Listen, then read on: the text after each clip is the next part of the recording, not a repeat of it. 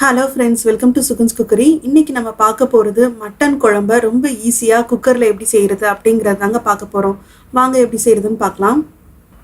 இப்போ குழம்பு செய்கிறதுக்கு ஒரு குக்கரில் 3 ஸ்பூன் எண்ணெய் சேர்த்துருக்கேன். எண்ணெய் வந்து நல்லா சூடானதுக்கப்புறம் அது கூட 2 சின்ன துண்டு கறிப்பட்டை, ஒரு 4-5 கிராம்பு, ஒரு பிரியாணி இலை, இது எல்லாத்தையும் சேர்த்துக்கலாம். சேர்த்துட்டு இதை நல்லா வதக்குங்க. நல்லா இதுலேருந்து நல்லா மசாலா வாசனை வந்ததுக்கப்புறம் இது கூட ஒரு 15 சின்ன வெங்காயத்தை 2 கட் பண்ணி வச்சுருக்கேன், அதை இது கூட சேர்த்துக்கலாம். சேர்த்துட்டு இதை நல்லா வதக்கிக்கோங்க. சின்ன வெங்காயம் சேர்க்கும்போது குழம்பு வந்து நல்லா வாசமாக இருக்கும், அதுக்காக தான் சின்ன வெங்காயம் சேர்க்குறோம். இது ஒரு 2 நிமிஷம் நல்லா வதக்குனதுக்கப்புறம் 2 பெரிய வெங்காயத்தை ரொம்ப பொடி பொடியாக கட் பண்ணி வச்சுருக்கிறேன், அந்த பெரிய வெங்காயத்தையும் இது கூட சேர்த்து கொஞ்சமாக இது கூட உப்பு சேர்த்துக்கிட்டிங்கன்னா ரொம்ப சீக்கிரமாகவே வதங்கும். ஸோ அதனால் இது கூட கொஞ்சமாக உப்பு சேர்த்துக்கலாம். சேர்த்துட்டு இதை நல்லா வதக்கிக்கோங்க. நம்ம வந்து இந்த குழம்புல தேங்காய் எதுவும் சேர்க்க போகிறதில்ல, அதனால கொஞ்சம் அதிகமாகவே வந்து நான் வெங்காயம் சேர்த்துருக்கேன். நீங்கள் வந்து தேங்காய் அரைச்சி ஊற்ற போகிறீங்க அப்படின்னா நான் சொன்னதில் பாதி அளவு போட்டாலே போதும்.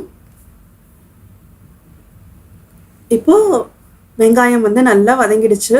இந்த டைமில் இது கூட நம்ம வாசத்துக்காக ஒரு கொத்து கருவேப்பிலை சேர்த்து வதக்கிக்கோங்க. அப்போ குழம்பு வந்து நல்ல வாசமாக இருக்கும்.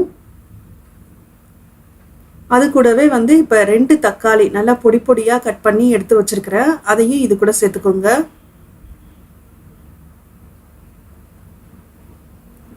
தக்காளி நல்லா வதங்கினதுக்கப்புறம் அது கூட 2 டேபிள் ஸ்பூன் இஞ்சி பூண்டு விழுது சேர்த்துக்கலாம்.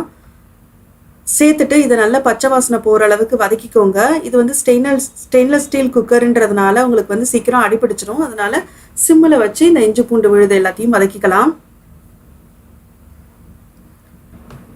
இப்போ இஞ்சி பூண்டோட பச்சை வாசனை எல்லாமே போயிடுச்சு. இப்போ மசாலாலாம் சேர்த்துக்கலாம். ஃபஸ்ட்டு 1/2 டேபிள் ஸ்பூன் மஞ்சள் தூள், 1/2 டேபிள் ஸ்பூன் மல்லித்தூள்,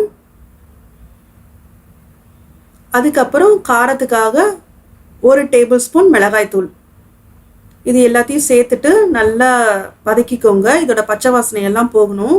நம்ம மசாலா அதிகமாக சேர்த்துருக்கிறதுனால சீக்கிரம் அடிப்பிடிச்சிடும், அதனால சிம்மில் வச்சு மசாலா வந்து கருகிடாமல் வதக்கிக்கோங்க. இப்போது மசாலாவோட பச்சை வாசனைலாம் போனதுக்கப்புறம் இன்னும் கொஞ்சம் மசாலா சேர்த்துக்கலாம். நம்ம ஒரேடியாக மசாலா சேர்த்தோம்னா எல்லாமே வந்து அடிப்பிடிச்சிரும். இது வந்து 1 டேபிள் ஸ்பூன் சீரகத்தூள், 1/2 டேபிள் ஸ்பூன் சோம்பு அதாவது பெருஞ்சீரகத்தூள், அதுக்கப்புறம் கடைசியாக வந்து 1/2 டேபிள் ஸ்பூன் மிளகுத்தூள் சேர்த்துக்கிறேன். இந்த மிளகுத்தூள் வந்து ஆப்ஷனல் தான், உங்களுக்கு வேணும்னா சேர்த்துக்கலாம். நான் வந்து கொஞ்சம் காரமாக குழம்பு வைக்கணும் அப்படிங்கிறதுனால நான் வந்து கொஞ்சமாக மிளகுத்தூள் சேர்த்துருக்கேன். இப்போ இது எல்லாத்தையும் அடிப்பிடிக்காமல் நல்லா வதக்கிக்கோங்க. இப்போ இந்த மசாலாலாம் நல்லா வதங்கினதுக்கப்புறம் இது கூட நம்ம வந்து மட்டன் சேர்த்துடலாம். நான் வந்து இன்றைக்கி 3/4 கிலோ மட்டன் எடுத்து அதை நல்லா க்ளீன் பண்ணி எடுத்து வச்சுருக்கிறேன். ஸோ இந்த மட்டனை வந்து இது கூட சேர்த்துடலாம்.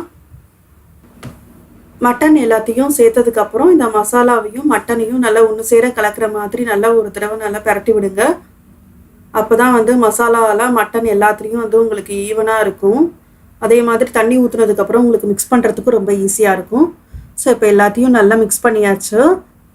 இப்போ குழம்புக்கு தேவையான உப்பு சேர்த்துருங்க.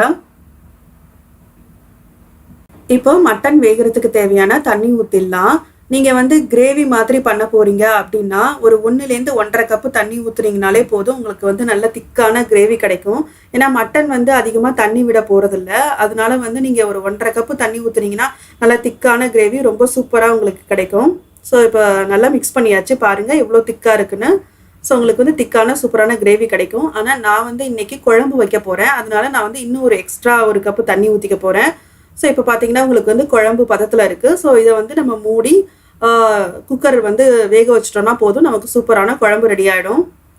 நான் வந்து இன்றைக்கி குக்கரை மூடி 3 விசில் விட போகிறேன். எனக்கு வந்து 3 விசில் விட்டாலே வந்து மட்டன் நல்லா வெந்துடும். சப்போஸ் உங்களுக்கு வந்து 3 விசில் இல்லை, எவ்வளோ விசில் விடுவீங்களோ அந்த அளவுக்கு நீங்கள் விசில் விட்டுக்கோங்க. இப்போ குக்கரில் ஆவி குறைஞ்சிருச்சு, ஓப்பன் பண்ணி பார்க்கலாம். பாருங்கள் ரொம்ப சூப்பராக இருக்குது குழம்பு. நல்லா எண்ணெய்லாம் மேலே தெளிஞ்சு வந்து ரொம்ப நல்லா இருக்குது. இது கூட வந்து இப்போ கொஞ்சமாக கருவேப்பிலை, கொத்தமல்லி, இது எல்லாத்தையும் சேர்த்துட்டு ஒரு தடவை மிக்ஸ் பண்ணிட்டீங்கன்னா போதும். அவ்வளோதாங்க, வீடே கமகமான்னு மணக்கிற மாதிரி ஒரு சூப்பரான மட்டன் குழம்பு ரொம்ப ஈஸியாக செஞ்சாச்சு. இந்த ரெசிபி வந்து உங்களுக்கு பிடிச்சிருந்ததுன்னா வீடியோவை லைக் பண்ணுங்கள், மறக்காமல் நம்ம சுகன்ஸ் குக்கரியை சப்ஸ்கிரைப் பண்ணுங்கள். தேங்க்ஸ் ஃபார் வாட்சிங்.